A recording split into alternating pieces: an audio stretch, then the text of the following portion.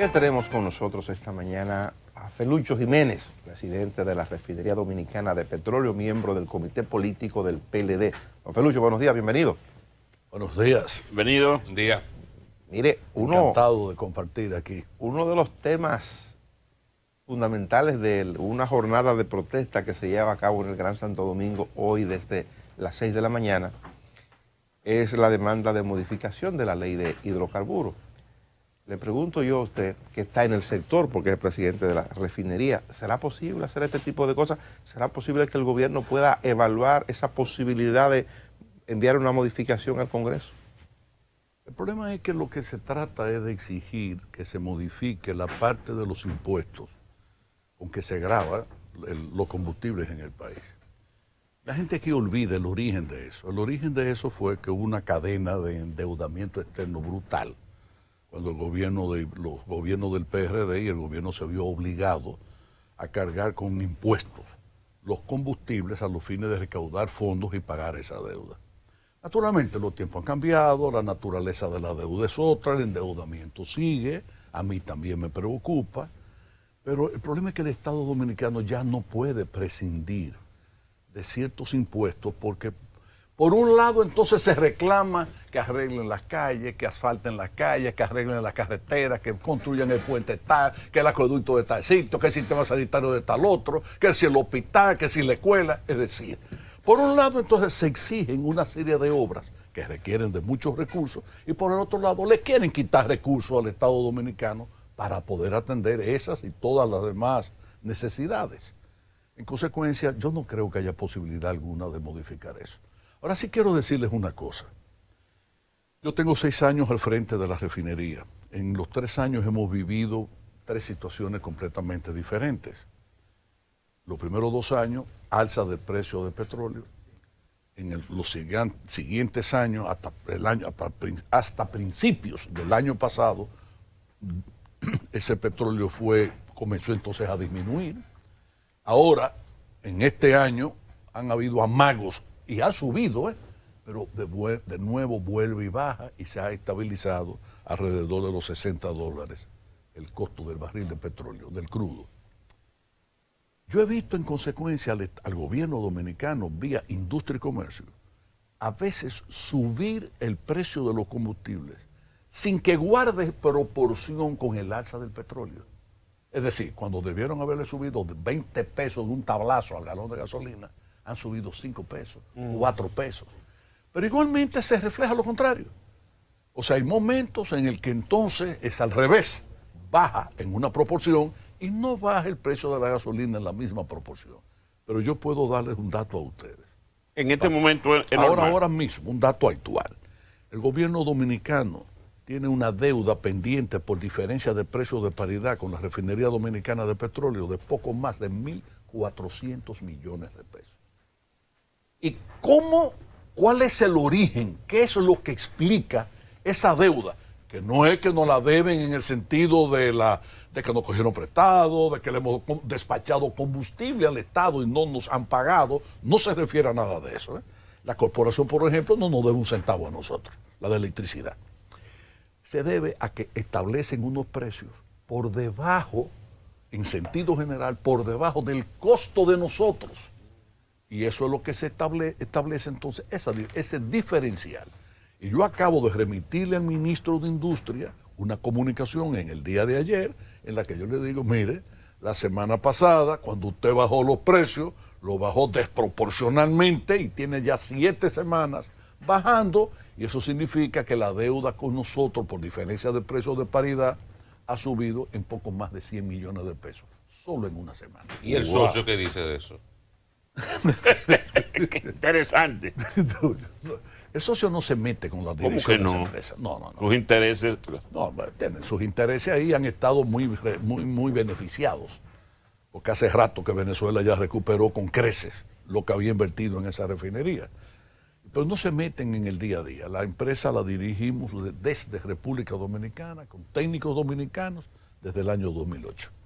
Y ellos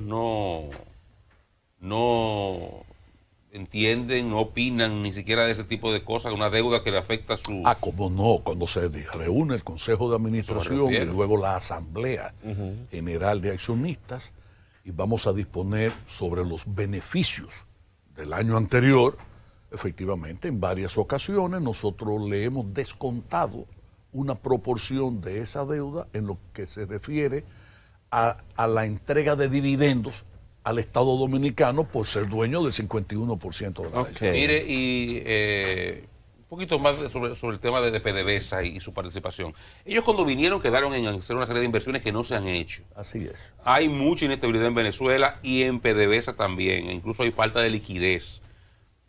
No han podido honrar compromisos internacionales. En algunos yo he leído en cables internacionales que hay posibilidad incluso de que tenedores de bonos de PDVSA le persigan las inversiones de PDVSA en República Dominicana, que pudieran incluir la refinería dominicana de petróleo. ¿Cómo el gobierno piensa en abordar esta situación? Un fallo de ellos, un socio que ya, hablar claro, no sirve para muy poca cosa, que no está pagando problemas. Yo informé en un programa anterior, Oscar, que el Estado Dominicano ya puso de manifiesto su interés en comprarle a Venezuela en las secciones que le corresponden a ellos.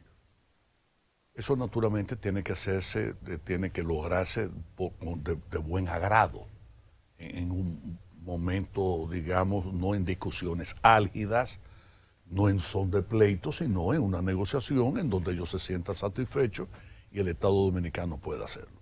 Y he avanzado más, he dicho que cuando eso se produzca, la decisión nuestra fundamentalmente es que esas acciones pasen a ser propiedad, pasen a ser vendidas o transferidas al sector privado dominicano, digamos que tiene que es cliente nuestro, ¿sí? Cliente de la refinería, porque además eso es, permítame, déjeme quitarle sonido a esto. Eso significaría para nosotros mucho, porque es una manera de nosotros también garantizar a muy largo plazo las ventas de los combustibles que producimos. Pelucho, bueno, hay un tema que hemos estado tratando aquí en en estos últimos días, el caso de la Asociación de Hoteleros del Este con la nueva regulación que ha establecido el gobierno para lo de las alturas en la parte este del país, y ha venido esto a propósito de el inicio de construcción de 2 torres en Macao, que con una inversión de $600 millones. Usted que estuvo en el ministerio, quisiéramos saber su opinión sobre lo que está aconteciendo. Si usted me permite, y además, les van a dejar hablar. Y además, discúlpeme, Felucho, para abundar algo sobre lo que Dani plantea. Sí. En una respuesta que ofreció el actual ministro de Turismo la pasada semana, él refería a que no fue en esta gestión que se tomó esa decisión, sino en el año 2007, en una serie de disposiciones sobre el planeamiento del desarrollo de la zona, y en ese momento usted es el ministro de Turismo. Yo creo que Francisco Javier, cuando habló de eso, se refirió a la resolución que firmé yo, por supuesto, que modificaba y permitía ese tipo de construcciones en Juan Dolio. Yo no creo... Sí, en Juan Dolio. Yo no creo que yo adoptara una decisión parecida en el área de Punta Cana. Pero no era porque no entendía que había que introducirle modificaciones, y yo quiero dejar eso bien claramente establecido. Yo sobrevolé Punta Cana varias veces en helicóptero, con el arquitecto Morató y con otro arquitecto más asesor de nosotros. Y vimos con mucha claridad que había zonas donde habría la necesidad de mantener la misma regulación de no más de 4 niveles, que no se construyese a una altura superior a la de un coco, una mata de coco o una palmera. Okay. Pero habían otras zonas que sí requerían de modificaciones de esa resolución. Yo no llegué a adoptarla, pero sí lo hice con respecto a Juan Dolio. Y en sentido general, yo apoyo la gestión actual con esos criterios. El país no puede, con el paso del tiempo, mantener estático su modelo de desarrollo turístico.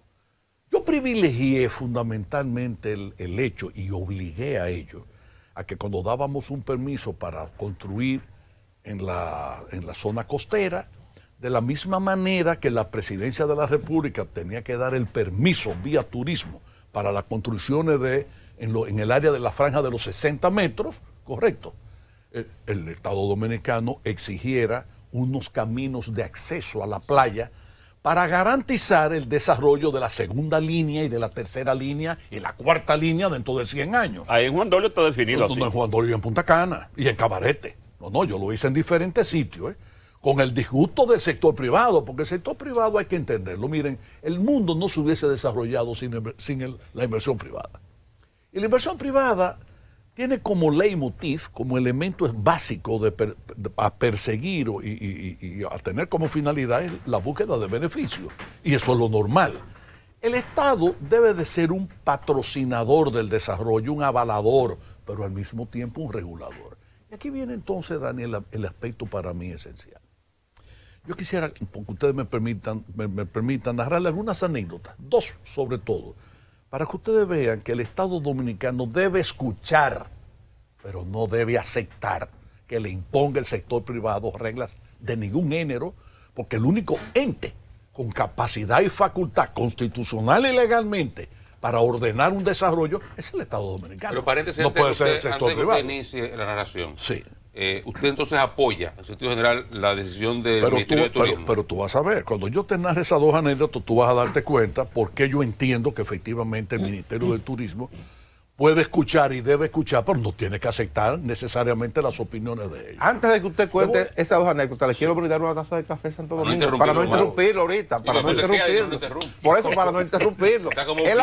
Mire qué cosa difícil interrumpirse a mí. Él ha pedido que no lo interrumpa. Como un amigo de ustedes de Mano Guayabo que viene aquí, quiere decir lo que le da la gana.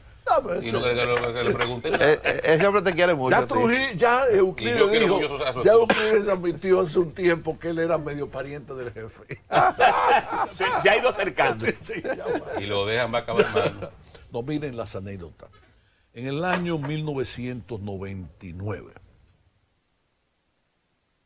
a finales del 99 o a principios del 2000, yo hice un viaje a Palma de Mallorca.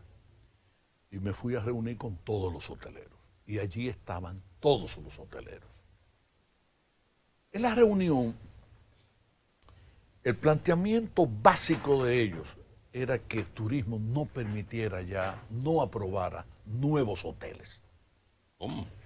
Atiéndame, estoy hablando de hace 18 años. Su planteamiento, pero unánime. Radical. Todos entendían, ministro, nos vamos acercando al límite, la ocupación está paralizada, o sea, no crece, hay que tener cuidado con la aprobación de nuevos hoteles. Yo viví ahí una de las experiencias que hay que estar en el Estado para uno conocer bien al pueblo y a los intereses que se mueven siempre. Porque habiéndome dicho eso todos, delante de todos, cuando llega la hora del almuerzo, uno por uno se me fueron acercando, ministro, y yo quiero desarrollar el nuevo hotel en tal sitio. Ministro, y recuerde, mire. Pero como en privado. Hemos hablado, claro, en público decían 0 hoteles, pero en privado 4 de ellos se acercaron a mí a decirme de sus nuevos hoteles. Apruébeme la mía. Entonces yo aprendí mucho ahí. Porque eso para mí no era sino la confirmación de algo que Juan Bosch nos había enseñado a nosotros. El Estado tiene que ser consecuente con su pueblo, no tiene sentido, razón de ser un Estado que no sea un Estado proclive al desarrollo y al bienestar de la ciudadanía, del pueblo que constituido en Estado y al que se dirige. Pero nunca nos enseñó Juan Bosch dejar de hacer lo que debe de hacerse porque el sector privado se oponga. Es decir, el sector privado responde al interés de la sociedad, al interés general, no a los intereses particulares. Si yo como empresario tengo mi gorra de empresario y yo busco mi beneficio y entiendo que yo en mi tierra yo puedo hacer lo que yo crea que debo hacer en mi tierra para yo ganar dinero. Pero el Estado dominicano tiene una visión diferente. Dice, no, el uso de suelo lo regula el Estado. Porque si no llevamos de eso, entonces todas las playas estarían privatizadas. No es que el pueblo dominicano no se podría bañar, no tendría acceso a la playa. No, es que no va a haber desarrollo en el futuro. Porque si usted todo lo compromete, entonces ya se acabó la historia. Entonces yo ahí aprendí que Juan Bosch tenía toda la razón. Les voy a dar una segunda anécdota. Iba yo camino ya yo había sido secretario de Turismo en el periodo 1996-2000. y había entendido en carne propia, por conciencia propia, la necesidad que había de que desde turismo se desarrollaran obras de infraestructuras en zonas turísticas. El planteamiento era muy simple.